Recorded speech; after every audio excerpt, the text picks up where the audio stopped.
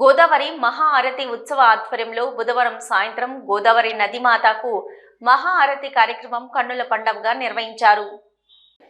గోదావరి హారతి ఉత్సవ సమితి సభ్యులు క్యాతం వెంకటరమణ ఆధ్వర్యంలో జరిగిన మహా ఆరతి కార్యక్రమంలో భక్తులు అశేషంగా పాల్గొని ముందుగా గోదావరి నీటితో శివలింగానికి అభిషేకం నిర్వహించారు.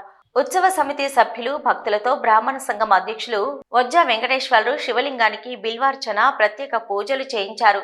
మహిళలు గోదావరి నదిలో కార్తీక దీపాలను వదులుతూ తమ కుటుంబం పసుపు కుంకుమలు బాగుండాలని గోదారమ్మ తల్లిని వేడుకున్నారు. ఈ సందర్భంగా గోదావరి హారతి కార్యక్రమానికి సహకరించిన ఐఎంఏ అధ్యక్షులు డాక్టర్ క్యాసా శ్రీనివాస్, ప్రధాన కార్యదర్శి డాక్టర్ లక్ష్మీవాణి, దంతవైద్య నిపుణులు డాక్టర్ దేవత, చిరంజీవి, ఆర్యవైశ్య సంఘం సభ్యురాలు గుండా మంజులను ఉత్సవ సమితి సభ్యులు ఆత్మీయంగా సన్మానించారు. ఈ సందర్భంగా వారు మాట్లాడుతూ గోదావరి నదీమాతకు మహా ఆరతి కార్యక్రమం నిర్వహించడం ఒక మంచి కార్యక్రమం అని అన్నారు. గోదావరి నదికి హారతిలు ఇవ్వడమే కాదు, నదులను కలుషితం కాకుండా చేయకుండా కాపాడుకోవడం కూడా మన బాధ్యతగా భావించాలని సూచించారు. నదీ జలాల్లో పుణ్య స్నానాలను ఆచరించే మనము నదిలో వ్యర్థ పదార్థాలను కలపకుండా శుభ్రంగా ఉంచుకోవలసిన బాధ్యత నదిలో వ్యర్థ పదార్థాలు కలగకుండా శుభ్రంగా ఉంచుకోవాల్సిన బాధ్యత మనందరిపై ఉందన్నారు. సాంప్రదాయం మన సనాతన ధర్మం చాటి చెప్పింది ఏంటంటే పంచభూతాల్ని గౌరవించటం. మన పంచభూతాల్ని గౌరవిస్తేనే మన మనుగడ ఉంటుంది. ఎప్పుడు కూడా మనం భూమి, నేల, నింగి, నీరు, వాయువు, అగ్ని వీటన్నిటినీ మనం ప్రతిరోజు పూజిస్తాం. ఇలా పూజించే భాగంలో కూడా ఈ నదులను మనం ఎంతో పవిత్రంగా పూజిస్తూ వాటిని మనం మన ధర్మాన్ని ముందుకు తీసుకెళ్తున్నాం. అయితే ఇప్పుడు ఈ మధ్య కాలంలో ఇండస్ట్రియలైజేషన్ కానీ వెస్ట్రన్ సివిలైజేషన్ ఇవన్నీ రావటంతో నదులు కలుషితం అవుతున్నాయి. సో ప్రత్యేకంగా ఇలాంటి సమయంలో మన నదులని మనం ఖచ్చితంగా గౌరవిస్తూ వాటిని ఒక దేవతలాగా పూజిస్తూ ఈ హారతి అనేది ఇవ్వటం మన సాంప్రదాయం నడుస్తుంది.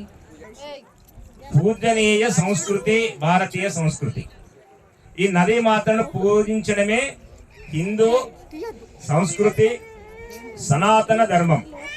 సనాతన ధర్మంలో భాగం నదీ హారతులే కాదు, ఈ ప్రపంచంలో ఉన్నటువంటి యొక్క ప్రతి అణువులో కూడా భగవంతుడు ఉన్నాడు అనేటువంటి ఒక సత్సంకల్పాన్ని ఈ యొక్క భారతీయ ప్రజలకు కల్పించడమే హిందూ ధర్మం. ఈ యొక్క భారతీయ హైందవ సంస్కృతి మీద, దేవాలయాల మీద విధ్వంసాన్ని సృష్టించినటువంటి ఒక మొఘలుల సామ్రాజ్యం కావచ్చు, ఆ తర్వాత వచ్చినటువంటి ఒక బ్రిటిష్ వాళ్ళు ఈ యొక్క మన హిందూ ధార్మిక సంస్థల మీద దాడులు, విధ్వంసానికి సృష్టించి మన సంస్కృతిని కనుమరుగు చేయడానికి ప్రయత్నం చేసినారు.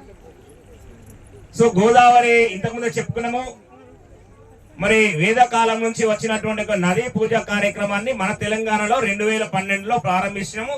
రాష్ట్ర ప్రభుత్వాలు కూడా తప్పనిసరిగా నదికి హారతులు ఇవ్వాలని చెప్పేసి చేసినట్టు గోదావరి హారతి ఉత్సవ సమితి డిమాండ్ మేరకు 2012 మనము ఏదైతే డిమాండ్ చేసినామో 2019 నుంచి ఈ యొక్క అప్పుడున్నటువంటి గత ప్రభుత్వము కార్తీక మాసంలో 15 రోజులు హారతి కార్యక్రమము మన బాసర, భద్రాచలము, ధర్మాపురి, కాళేశ్వరము.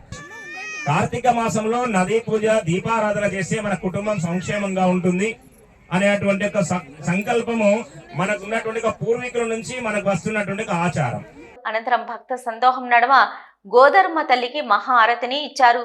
ఈ కార్యక్రమంలో గోదావరి హారతి ఉత్సవ సమితి రాష్ట్ర కో కన్వీనర్ క్యాతం వెంకటరమణ, ఆహ్వాన సమితి అధ్యక్షులు డాక్టర్ క్యాసా శ్రీనివాస్, ప్రధాన కార్యదర్శులు డాక్టర్ లక్ష్మీవాణి, డాక్టర్ దేవత, రమ్య, చిరంజీవి, ఇసంపల్లి వెంకన్న, అనగం కృష్ణమూర్తి, నలుమాసు సత్యయ్య, వజ్జల వెంకటేశ్వర శర్మ, తాటిపల్లి వెంకన్న, గుండా మంజుల, కోడూరి రమేష్, గజ్జలి వెంకటేశ్వర్లు, అంశాల వీరేశం, అశోక్రావు, ఆవనూరి శ్రీనివాస్, రంగరజిత, యాద మమత, జయశ్రీ, భాగ్యలక్ష్మి, పద్మ, కృష్ణప్రియ తదితరులు పాల్గొన్నారు.